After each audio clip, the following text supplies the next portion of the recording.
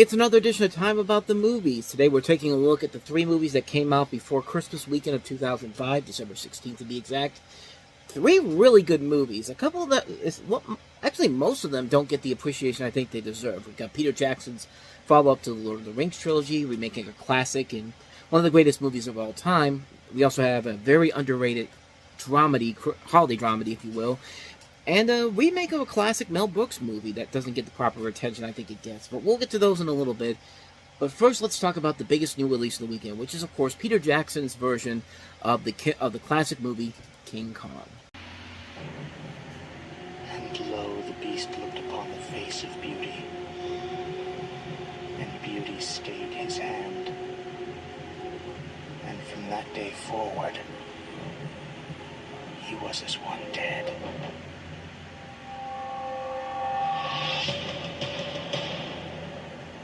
We shouldn't be here. Ladies and gentlemen, I give you Kong!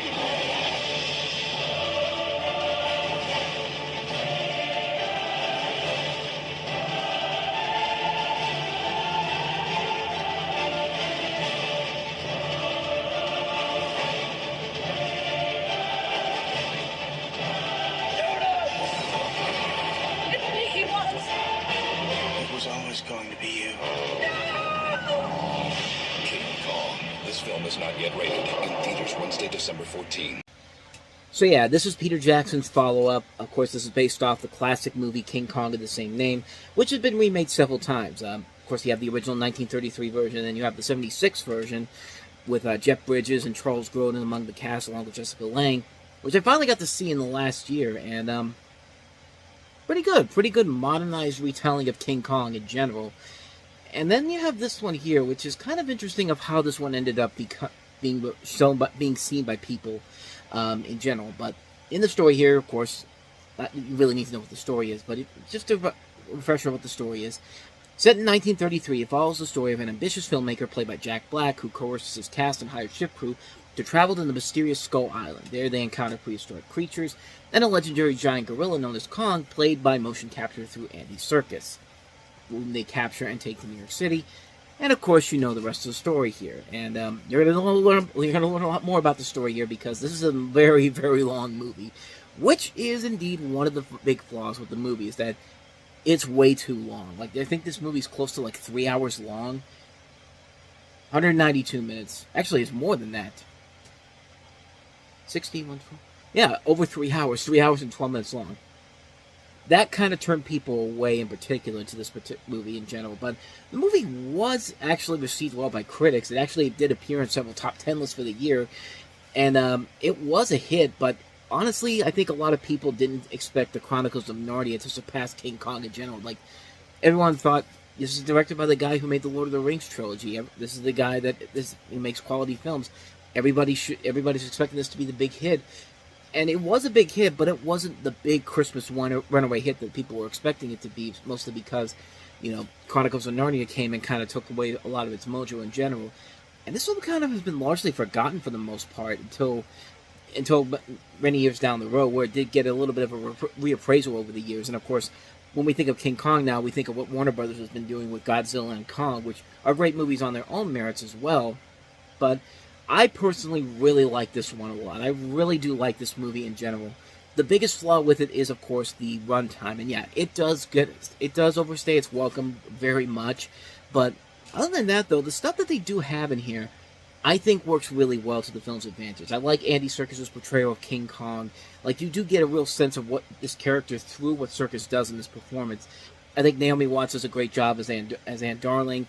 Jack Black is very good as Carl Denham. Jack Driscoll, Adrian Brody's character, I think is very good. Got a really good cast in general here. The look of the film is really cool to look at. Like, you feel like you're on this abandoned island throughout most of the film. I mean, you got a lot of good people in the cast here. I forgot to mention Kyle Chandler. This was the first time I ever saw him in anything. And of course, the following year, everyone will remember him for Friday Night Lights. But then again, he was also an early addition in the 90s, a show I do remember, but I never watched it. I just remember that show existed. But overall, this is a really good movie. I really do like this film a lot. I think there is a lot there to admire about it. I think there is a lot of ambition that went into this. Like, you could tell Peter Jackson put his all into this movie, and it shows on screen. The visual look of the film is impressive to look at. They're capturing that feel of the 30s through the effects of what a digital. I mean, King Kong looks pretty badass. I mean, the movie is just downright incredible. And it's a shame that the film didn't get the proper respect it deserved back then, because it is a really good movie in general. And it certainly is a better film than some of the worst King Kong movies. I mean, King Kong Lives. Like, that movie from the 80s is just absolutely horrible, but then again, didn't have the studio behind it. It was produced by a very independent company. Then the film came out. Then that film came out and then completely got abandoned because simply it was a bad movie. But this is a really good movie. I really like this one a lot. I definitely want to see this movie get a little bit more of a reappraisal over the years. I think it has, because of what's been going on over at Universal Studios with the Skull Island Reign of Kong and King Kong 360 over in Universal Studios Hollywood. I think that's helped to give it kind of a little bit of a resurgence, but it's still a really good movie, man. I really like this one a lot. Can't recommend it enough. King Kong, really, really good movie. So with that said, let's go ahead and move on to our next movie that we have here. A much smaller movie than King Kong, needless to say, but really good one. This is The Family Stone. You don't have to be nervous. I'm not. They're gonna love you. There's nothing harder than joining a family, He intends to give that girl my mother's wedding ring. especially one like the Stones. She's got this throat-clearing tick. It's like she's digging for clams. Ready? Yeah, they're all watching, you know.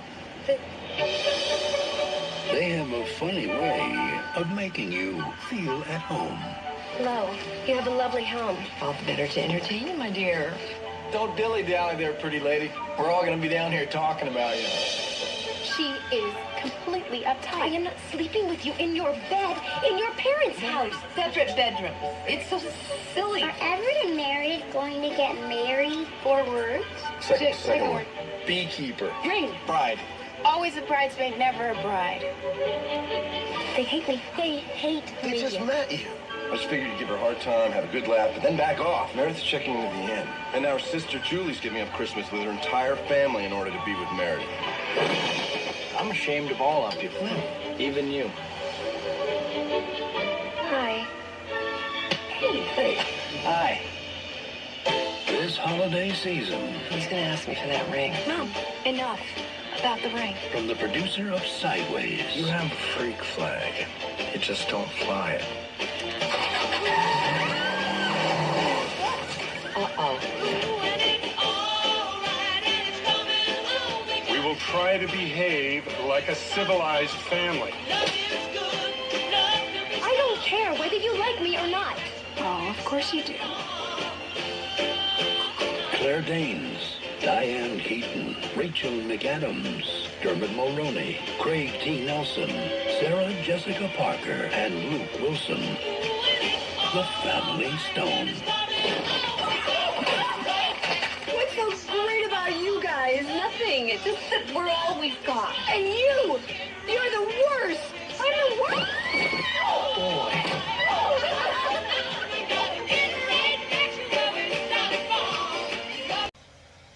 Believe it or not, this is actually one of those movies that started a weird trend of, like, family-centered Christmas movies that we've been getting, family-centered holiday movies that came out over the course of the next couple of years. I mean, we talk about, stuff like This Christmas, Dan in Real Life, what's another one? Nothing Like the Holidays.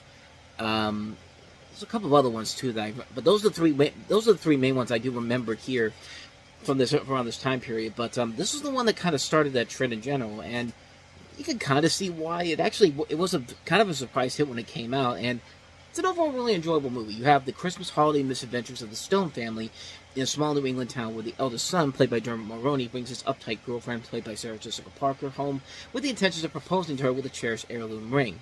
Overwhelmed by the hostile reception, she begs her sister, played by Claire Danes, to join her for emotional support, which triggers further complications. And I think you can kind of figure out what those complications are going to be just by looking at that trailer there. But you have a cast that includes Diane Keaton, Craig T. Nelson, Luke Wilson, Rachel McAdams, who Rachel McAdams in this movie is absolutely incredible. Like, this was a big year for her in general to show everybody that she's here and she's going to take over. And this movie just really, not just for a performance that's just so very fun, that's very funny and feels very relatable, but when this movie needs to get dramatic and involve scenes with her, she just sells it, man. Like, there's a reason why she's really taken off in the years since Mean Girls came out. This was a year that really showed what this woman can do, and she really is the standout of the film. I think she really is the best thing about the film in general. Everybody in this movie is really good. Like, I like everybody in the family. They have this really good storyline with Diane Keaton in this movie that plays a huge emotional part of the storyline. Craig T. Nelson as the father is really good in here. Luke Wilson is very good too. I like the chemistry that he has with Sarah Jessica Parker. Claire Danes' addition in here is really nice too. I like the addition I like what she brings to the table with Dermot Mulroney, which coincidentally, I remember right, Claire Danes was in Home for the Holidays too, if I'm not mistaken. Yeah, she was in Home for the Holidays in a very, very similar type of film in this, and it's a really good movie, man. Like, I think it's a really well-made film. The only real nitpicky thing I have with it is that the tonal shifts do feel like they're kind of rushing things. Like, those scenes in the trailer, like, you see them being very fun. There's scenes in the trailer, like this scene where, like, they slip on the what was it like the potato salad or something, and like, it's very funny, and then all of a sudden it cuts to a very serious scene, like the scene where Rachel McAdams is just like, Sarah Jessica Parker's just like, I don't care whether you like me or not, and Rachel McAdams is just like, oh, of course you do. Immediately after this, Sarah Jessica Parker's like, fuck this shit, I'm leaving, and just starts driving away. And yeah, the tonal shifts can be a little iffy at times and move way too fast, and there are a lot of stereotypical tropes that you see in stories like this in general. I don't even want to say stereotypical tropes, but cliche tropes, if you will. Stereotypes and cliches, very different things, but a lot of cliche tropes you see in a number of different movies like this, and yeah, it can be annoying a lot of times, but for the most part, the movie is still very consistently entertaining. It works because the performances are so good in here, and when it gets emotional, a lot of the emotional moments do work very well here. The comedy can work very well too. It's just those tonal shifts that randomly happen every once in a while that just really kind of get on you real quickly. And you can definitely see the feel. This is kind of like an indie film, kind of like what Sideways was like, because this is by the producer Sideways, who's actually the director of this movie. I really like this one a lot. I think it's a very well-made film. Like I said, the only real nitpicky thing I have is the tonal shift changes that happens every once in a while, but for the most part, it's a really good movie, and one I definitely recommend checking out this holiday season. Really good film, The Family Stone. So let's go ahead and move on to the last one we have here. Nathan Lane and Matthew Broderick reprising their roles from the Broadway version of The Producers for the movie remake of The Producers.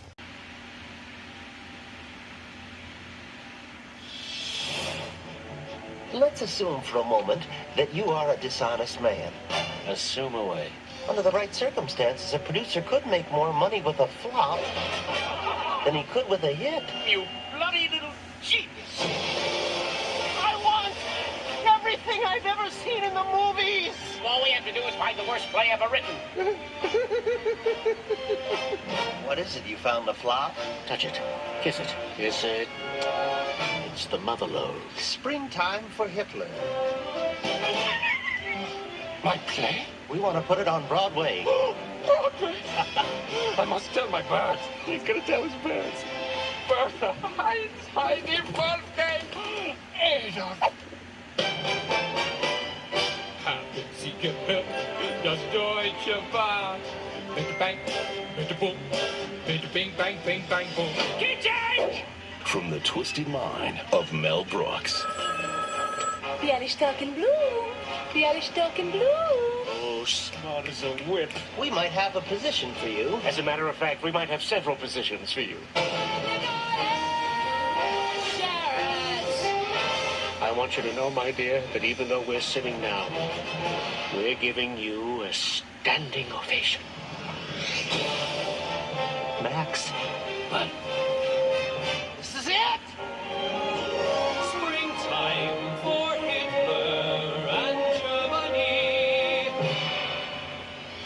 Nathan Lane. Send me to the moon, you animal! I love you! Matthew Broderick. Max, she's fantastic. I've never felt this way before. Uma Thurman. Remember when Ula dance? Yeah. Ula dance again! God bless sweet. And Will Ferrell. Stand still! How can I shoot you if you keep moving? Ooh, you already had your toilet break. I'm not going into the toilet. I'm going into show business. The producers. So kind of like the original story of the producers, you have a failing producer played by Nathan Lane and his accountant played by Matthew Broderick, who scam a group of elderly women out of their nest eggs by convincing them to invest in a horrendously offensive Third Reich-themed musical, secretly intended to bomb the moment it opens. But when highbrow Broadway audiences mistakenly assume Springtime for Hitler is a satire, Bielstock finds himself with the critical acclaim that has long eluded him and the biggest hit of his career. Of course, the original producers is a classic movie with Gene Wilder and Zero Mostel. Of course, made by Mel Brooks. Really great film. But the Broadway musical version of this was really good, too. I remember seeing little bits and pieces of it. And it did kind of get me excited to see this movie done, especially with the people that they have involved in here.